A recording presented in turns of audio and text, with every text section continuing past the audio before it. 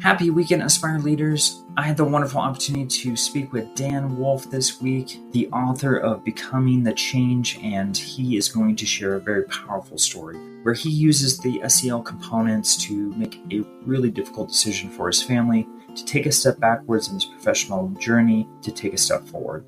Before you hear that conversation, I just want to let you know that there's a wonderful event coming up here August 1st. My good friend Kyle Hill is creating this back-to-school virtual bash, and he's got 50 wonderful workshop videos from leaders across the world, and he's bringing that to you for a really small price of $10. So I love providing resources. Some are free, some are really low cost, and this is one of those low cost ones. So you can go to rechargefamily.com to check out all the wonderful speakers that will be on there.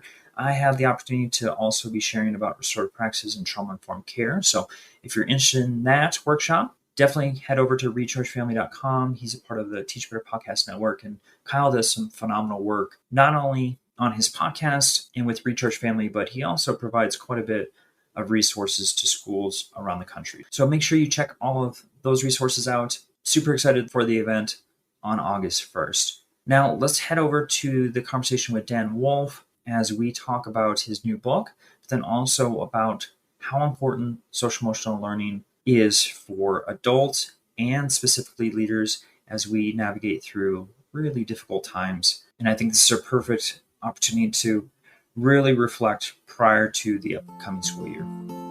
Welcome back, everyone, to Aspire to Lead, where we will be discussing the visions, inspirations, and experiences from top educational leaders. My name is Joshua Stamper, and you can connect with me on Twitter or on Instagram at Joshua_Stamper. Dan, I am so excited for this conversation. Thank you so much for being on Aspire to Lead. Oh, glad to be here, Joshua. Thanks so much for having me. Oh, for sure. I'm a huge fan of your book, Becoming the Change. We're going to be talking about that. That's really going to be kind of the basis of our conversation today. And I think it's a perfect conversation for our aspiring leaders, especially over the summer, as they're about to kind of build their action plan for the upcoming year and strive to, be a little bit better in the next school year. So before we begin talking about your wonderful book, would you just share a little bit about your educational and leadership journey? Sure, absolutely. I just completed my 26th year here in Pasco County, Florida. It's just north of Tampa, Florida, just for your listeners. I've held positions not only as a classroom teacher, instructional coach, actually a district curriculum specialist where I served 19 schools, K through 12, for mathematics, 18 of them being Title I. And then I've also been an assistant principal and just completed being in our Preparing New Principals program here in our county. So I'm hoping within the next year or so to be a principal. And just for your listeners out there, just an interesting tidbit is that I once took a step down from administration to be there with my family and everything, because that's what was most important to me. And sometimes in order to move forward, you got to take a step back. Actually, I think was the best thing for me because I was able to have so many great experiences that I think made me an even better leader, having coaching experience, those kinds of things. So then when I'm working with whoever it is as a leader, I can look at it through the lens of who I'm speaking with. And to me, that's the most powerful thing. All right, Dan, before we talk about the book, I want to dive into that a little bit because I think that's something that folks get really scared about like, if I make a step backwards, am I tanking my career? I think I've heard many people talk about that. Like, I love this position, but maybe I need to move in a different direction for my mental health or for my family. Like you said, there's a variety of different reasons. But, for those who are just scared to potentially take a step back, what would you say about your own experience and was it worth it? When I was going through with it, I wasn't sure, but I just knew it was what was best for me and my family. I have one daughter. She's now going to be almost 22 now, but at the time she was very young, and a lot of night events I was at, it put a lot of pressure on, my wife, and I felt like I was missing out on a lot of those important moments and moments that I'd never get back. And that's why I made the decision to go ahead and do that. And things just kind of fell into place unexpectedly. I was able to be an instructional coach back at a school. I was blessed to be nominated and won District Teacher of the Year for our county in 2011, 2012, which led to that curriculum specialist position, which I was able to see 19 different leaders working with them side by side, the different leadership styles. And I was able to go ahead and pick up on a lot of those, the things that I definitely wanted to do, and then the things that I, just wasn't in my wheelhouse at the time. And then, funny enough, the place that I had left as an assistant principal had a position open again. And I was able to go back home in a way to that school. Even had that Bon Jovi song playing to surprise the staff and everything, because some of them were still there. Who says you can't go home? So I had that playing because they didn't know who their new assistant principal was going to be. And it's a memory I'd never forget. And it's brought me back to this point here. And I've really appreciated the journey. I think my advice would be just everything happens for a reason. You don't always know when it's going, when you're going through it, but just stay, trust the process, and, good things will come from it. I'm a firm believer in that. Well, and I think it's a testament to your book becoming a change. It doesn't matter your position, you can still have an influence on a campus. And, just think of all the things that you got to learn, even taking a step back to become a better, not only teacher in the position you were in, but then also a leader, having that different lens and those different experiences. So I think that's a perfect segue to your book. The first chapter is exactly what you're talking about, which is the self-awareness piece, knowing your true self and your experience and looking at your family's needs and having that reflection process, I'm assuming had some of the components of this first chapter. And just like self-awareness, and again, this goes with the 5 elements or 5 areas is SEL. As we know in education, we have a million acronyms, but SEL stands for social emotional learning. I believe that you need to Maslow before you can bloom. If the academics is the lock, then SEL, in my opinion, is the key, because you need that well-balanced. We talk about the whole child, and that's what it is. But just what you were saying, Joshua, with self-awareness, I kind of look at it like, your inner self, what makes you tick. You're your own mechanic of a car. Mechanics know their cars very well. We're the mechanic of our own car ourselves, and we can definitely diagnose when there's a certain problem going on or whatever, and be able to adjust accordingly. Well, I'm so glad that you highlighted the SEL component, because I think we focus on the students so much in regards to social emotional learning, but we forget about the adults, and especially the leaders, right? We just assume, they've got it taken care of. We don't need to use those strategies. And, this book really highlights everyone in the building that needs these components. So I want to talk about the self-management, regulating yourself. And I think as a leader, that's something that's really important. What's that chapter about, and what are some strategies folks can do to regulate their own emotions? Well, we're in the driver's seat of our own minds and our own actions. We control our destiny. And this chapter goes ahead and focuses on ways in which we can go ahead and do that, because we can't always control the situation, but we can control how we respond to it. So it has different techniques and different things that and strategies that will help you prepare for when you're faced with those different challenges, because you never know when they're going to happen. And it's not even challenges within school. It could be even within your own personal life within there. And each of these 5 areas all connect to one another. You'll have the self-management piece, which will lead you back to the self-awareness piece. I look at these 5 elements as like our own moral compass. You have a compass, you get lost in the woods. The compass is what guides you to get to safety. I look at these areas as your own moral compass to guide you through life. When you have life's, certain things that challenge you, you hone in on those certain ones that you need to have happen in those certain, points in time. Sometimes you rely heavily on the self-management piece, because there could be things as an administrator, a leader, or a leader in the classroom that are out of your control, whether it's you wish there was more parent participation and things like that. You can't control those things, but you can only control, like I tell my teachers, what's in the 4 walls of your classroom. That's where your impact's going to be felt. And that's all that anybody can ever ask of you in regards to that. Yeah, I'm glad you talked about the compass, because that's one of my favorite things of the book is the compass check. Each chapter you have that, and I think that's a good place to make sure that you're stopping and reflecting on where you're at as a leader. And so I love that piece in the book. Let's go to the third component, which is social awareness, developing perspective and empathy. And this is a a word that I absolutely love, which is the empathy component. So, for our leaders, why is that so important to have that characteristic? Well, I'm always about empathy, not sympathy. It's being able to look at through the lens of whomever you're talking with. That's even the students, that's even the parents. You may not understand why certain things happen, outside of the classroom, why they might be raised in a certain way. But again, when you understand that everybody has a story, just like a school has a story, each person has a story. People you work with, you don't know what they're going through. You only see that outside layer. You don't see that other part. And that's something that I feel as a society we've lost sight of, is that social awareness piece. And a lot of it, again, I'll get on my soapbox for a second there, but a lot of it within education is even with social media. I try to tell the kids, if you're going for likes and things, and that's the only reason why you're posting something, that's not what you should do it, because that's what you believe in or what that is your thought. And no matter if you get likes, great. If you don't, that's okay too. But that acceptance and unity, and bringing people closer together. We don't always have to agree on everything, because, we're going for the cause, not for the applause. And it's just something that I think just needs to constantly be reminded. I would always tell my teachers that and I still tell them to this day, if I ever forget what it's like to be in the classroom, I said, I need you to call me out on it, because I am first and foremost a teacher, an educator. I consider myself still a coach. You never lose those things because you move to a different position. To me, it just is another part in your toolbox that you just have along the way.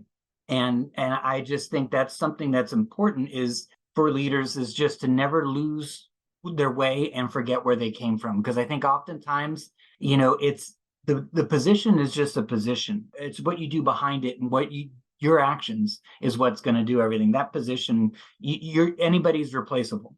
In that position, someone could replace me as an assistant principal tomorrow, and they'd still do the same job. But it's just what you do to go above and beyond, and that's even talking with your food and nutrition, your your clinic assistant, your custodian. All they're all part of that family, that school family atmosphere, and each of their voices are important, and you need to hear them and listen to them too, because everyone matters.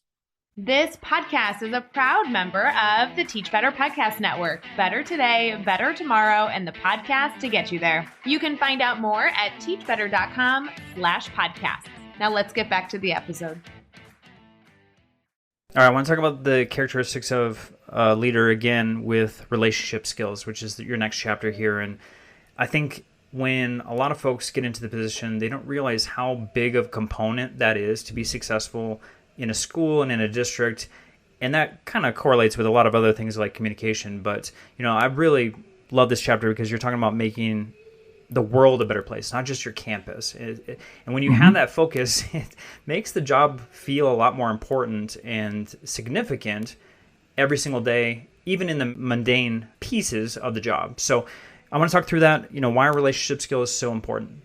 Well, it's those innate qualities we have with others, and then especially ourselves too, because if we don't have a good relationship with ourselves, it's like what they say, if you can't love yourself, how can you love others?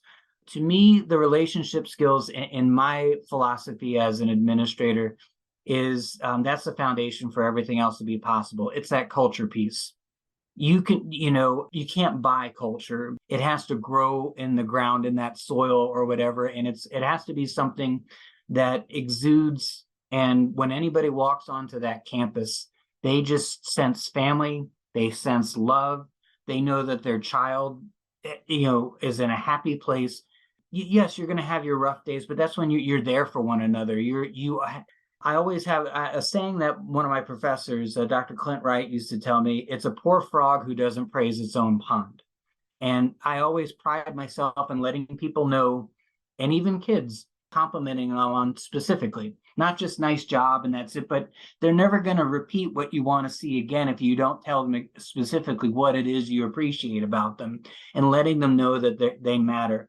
Because to me, again, it's how you treat others is your legacy. It's what's going to be there long after you're gone, because what you do is you do it like a pay it forward. You do that for them, they're more likely to do it to other people that they connect with. And I think if we all did that a lot more, we'd have, the world would be a better place.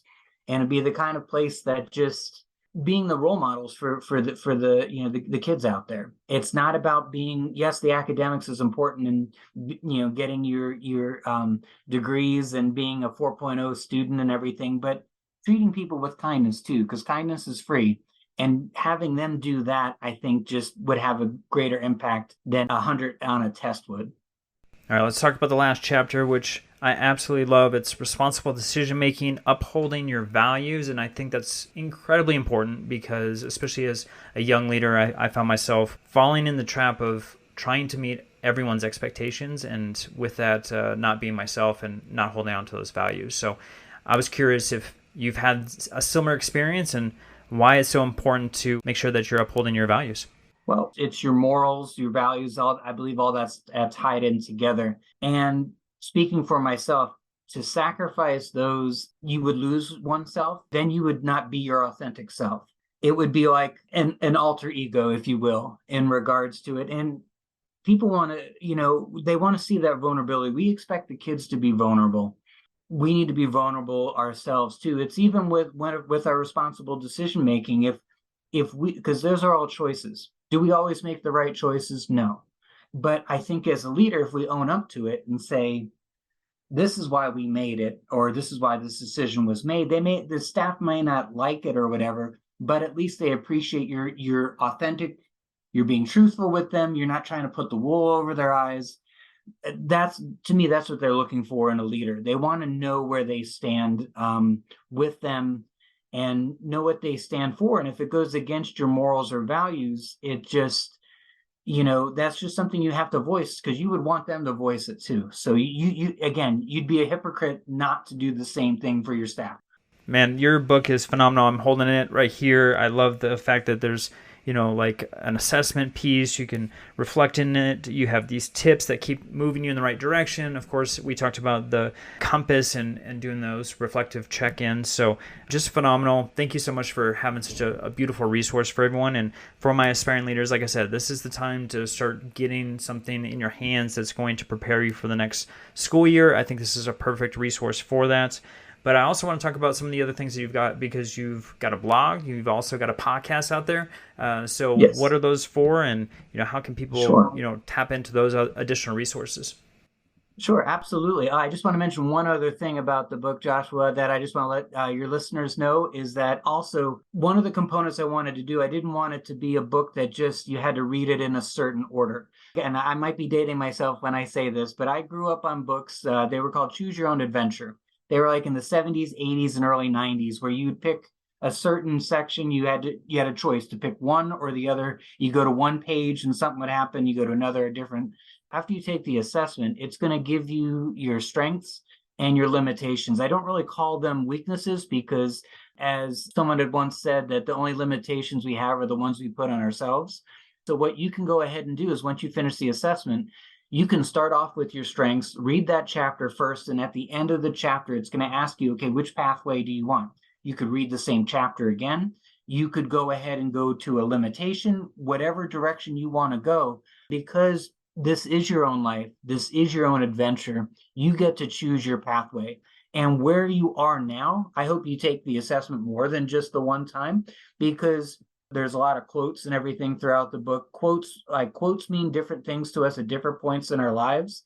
I know I read a quote now that I read 10 years ago, and I'm at a different stage, so it means something totally different.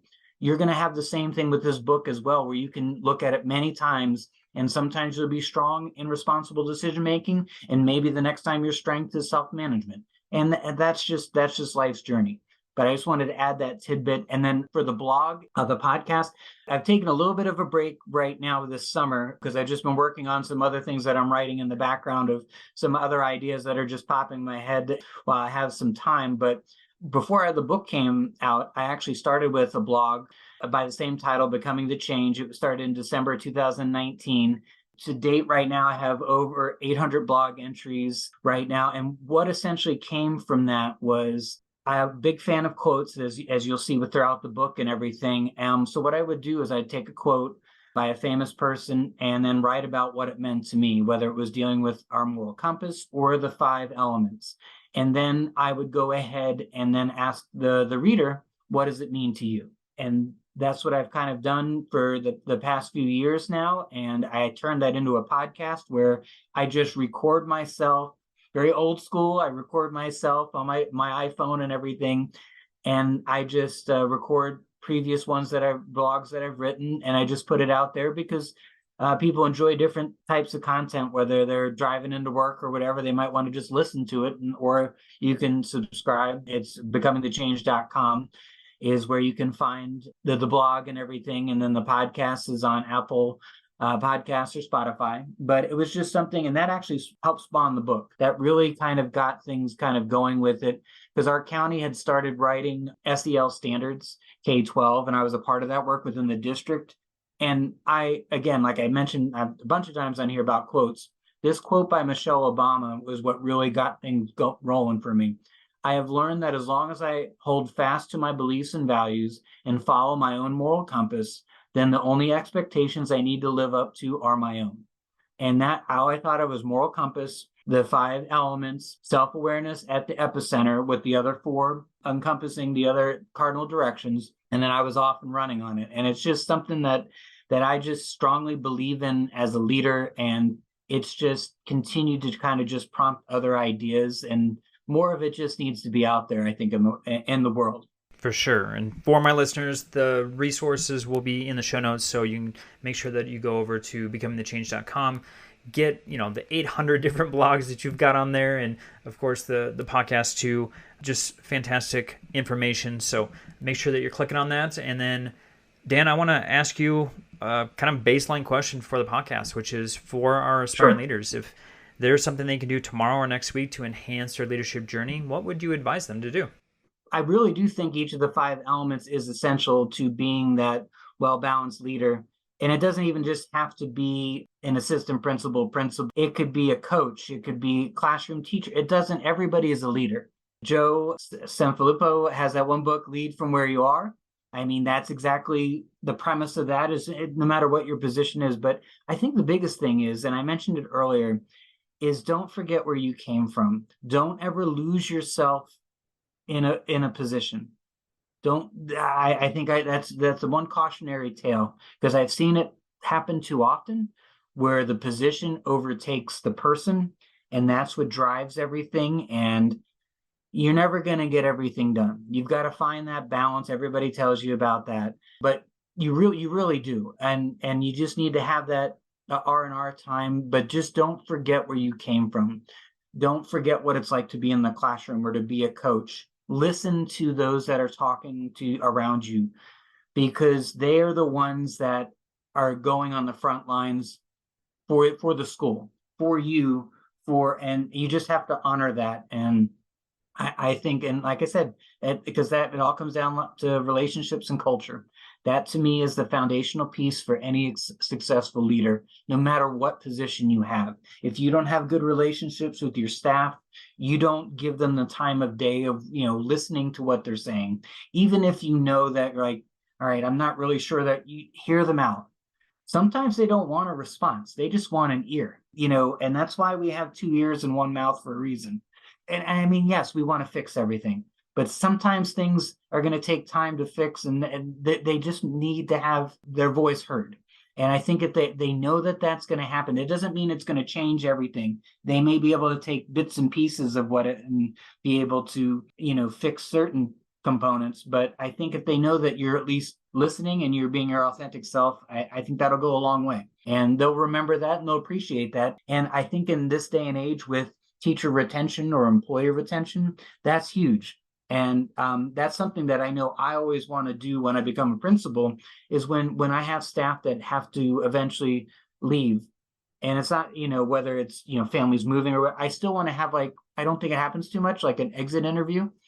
What went well? What didn't? I want that authentic feedback of, Dan, you could have done this better, or I like this, or, there's something with the school as far as the culture. I really want them to know. I don't want it to be sugar-coated, because that's not going to fix anything. But I really want them to, and then if everything's great and it was just because they were moving somewhere else, then so be it. But I want them to know, and I think that's just something more schools need to have. Yeah, I love it. So for my listeners to connect with you on social media, how may they do that? All right. So there's a couple of different areas. I'm on Facebook, just Dan Wolfe. You'll find me within there. Also on Twitter, serve, lead, inspire. Serve without the E. And again, I just let people know it's not because I can't spell. It's just that I'm limited on characters. So that's for that. And then Instagram, it's serve, lead, inspire always. And then I'm also on LinkedIn. And then, like I said, becomingthechange.com.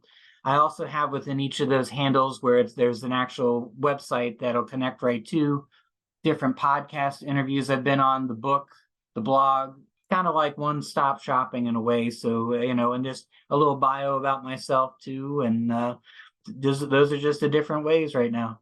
Perfect. We're going to have those again in the show notes. It'll be on my website too for all my listeners to connect with you. I am so appreciative of the book and just the inspiration that it holds within it.